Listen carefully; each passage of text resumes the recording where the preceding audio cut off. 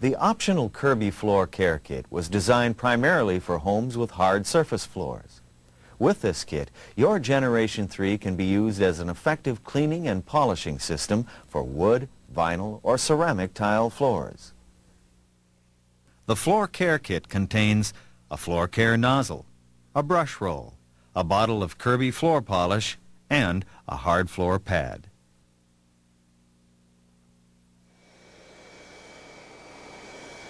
Prior to polishing any hard surface floor, it should be thoroughly cleaned. To remove loose dust and dirt, attach the hard floor pad to the bottom of the power nozzle. Before doing so, however, make sure to unplug the cord from the wall outlet and make sure the motor is not running.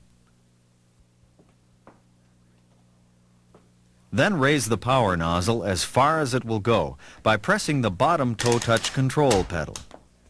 Attach the hard floor pad onto the nozzle opening using the spring clips on the plate. Note, the brush roll should be disengaged by aligning the red arrows on the belt lifter. This puts the Generation 3 in the straight suction cleaner mode. This is the only mode in which the hard floor pad should be used. And again, tech drive should not be used on hard surface floors. Then lower the power nozzle to its lowest position by pressing on the top toe touch control pedal as many times as necessary. You are now ready to vacuum any hard surface floor.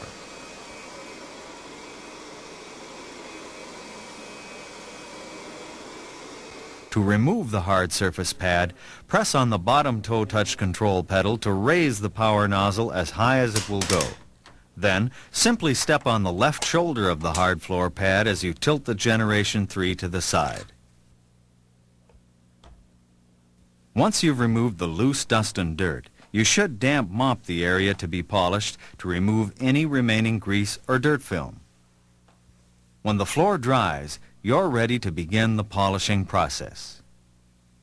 The first step is to use a sponge or sponge mop to apply a thin, even coat of Kirby floor polish.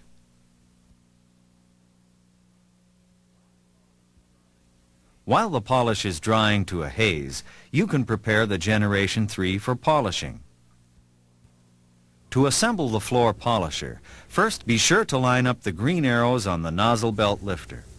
Then, center the belt of the polisher brush in the middle area between the tufts of the brush. Turn the brush nozzle over and slide the tabs at the ends of the brush into the slots at each end of the nozzle, making sure the narrowest part of the tabs go in first. Push the belt up against the brush roll with your finger.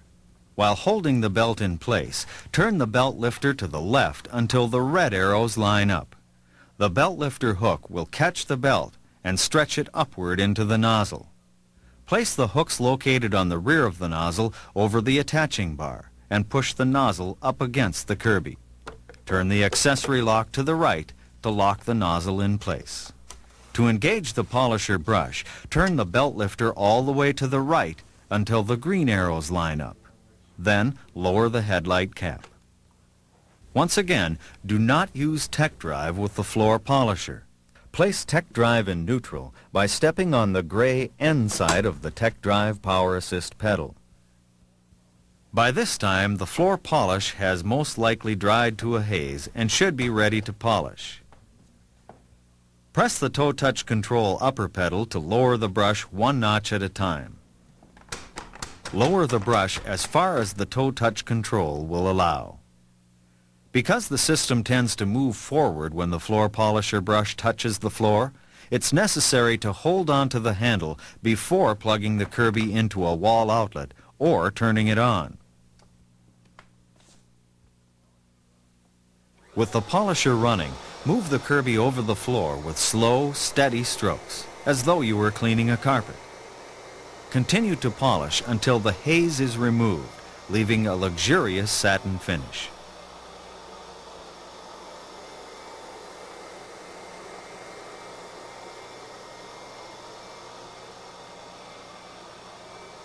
A few tips on using Kirby floor polish. First, avoid shaking the bottle. That creates air bubbles that can interfere with an even application of the polish.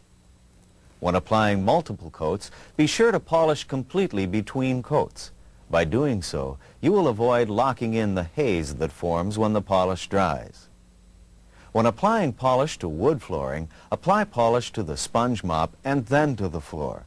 This will ensure an even application, even if the wood is somewhat porous. By the way, avoid using Kirby floor polish on unfinished or untreated wood. It's a water-based product and may be absorbed. Kirby floor polish is designed to wear evenly and avoid the kind of cracking and peeling normally associated with acrylic polymer-based products. When the shine begins to wear off, simply repeat the polishing process to return a satin sheen. Should you ever need to strip Kirby floor polish, a simple mixture of household ammonia and water will do the job. The Turbo Accessory Kit can be used for a wide variety of household jobs. It's a sander, a buffing unit, a scouring unit, and a massage unit. Note, when using the Turbo Accessory Kit as a sander, it is always advisable to use safety glasses. To set up the sander, unsnap the sander dust shroud at the rear of the tool and pull it off. Rotate the clamp levers on the side of the turbo accessory upwards to open the clamps. Select the correct grade of sandpaper needed for the job, a fine paper for a smooth finish, or a coarse paper to clean rough surfaces or remove paint. Slide the sheet into the front clamp and lock the clamp lever. Tightly wrap the paper around the bottom of the turbo accessory and tuck the end into the rear clamp. Then lock the rear clamp. With the turbo accessory on a level surface, wrap the dust shroud around the sander with the opening to the rear and snap it shut.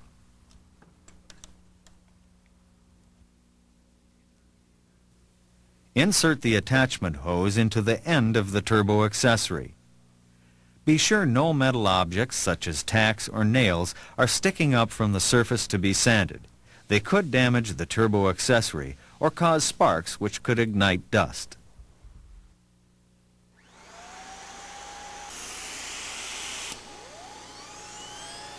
While applying light pressure, move it over the surface slowly, allowing the sander to do the work.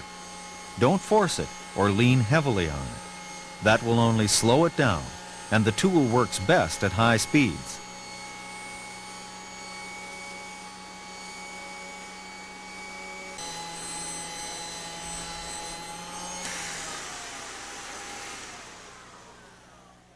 Replace the disposable bag after extended sanding, because dust is fine and tends to plug the pores of the bag.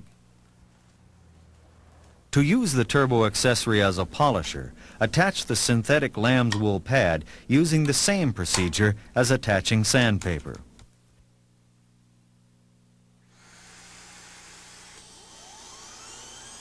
Use it for polishing hard wax surfaces such as tabletops, paneling, and large flat surfaces. The dust shroud is not used when polishing. Attach the web nylon scouring pad using the same procedure as attaching sandpaper.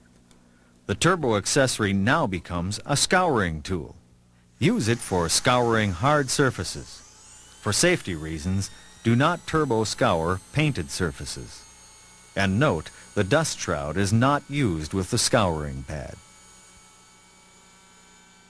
The turbo accessory massage unit is intended for use where massage is desired or medically recommended. To use the orbital massage unit, attach the soft vinyl pad to the turbo accessory using the same procedure as attaching sandpaper. A few notes on the massage unit. Do not use the orbital massager on swollen or inflamed areas, legs with varicose veins, areas where there are skin eruptions, unexplained calf pains, or anesthetic skin areas unless first approved by your doctor. In addition, children must be supervised when using the massager. Again, the dust shroud is not used when using the turbo accessory as a massage unit. When connected to the attachment hose, the zip brush can be used for a wide variety of cleaning jobs, including upholstery cleaning. For optimum results, avoid pressing down heavily on the zip brush. Allow the brush to rotate at maximum speed by gently moving it side to side on the surface being cleaned. For safety's sake, do not insert fingers into the revolving brush area or push the release button while the brush is in motion. Keep the brush flat against the surface being cleaned. The brush can throw particles outward. Also, avoid using the zip brush on delicate fabrics. To clean the zip brush, press the button on the front of the brush to release the outer brush ring.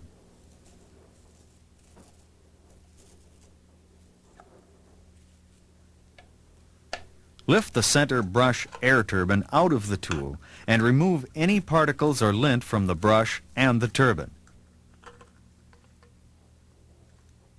Also, remove any particles left in the tool cavity.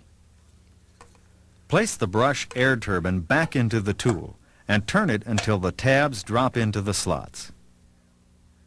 Hook the tab on the rear of the ring brush onto the small opening of the tool and snap it in place.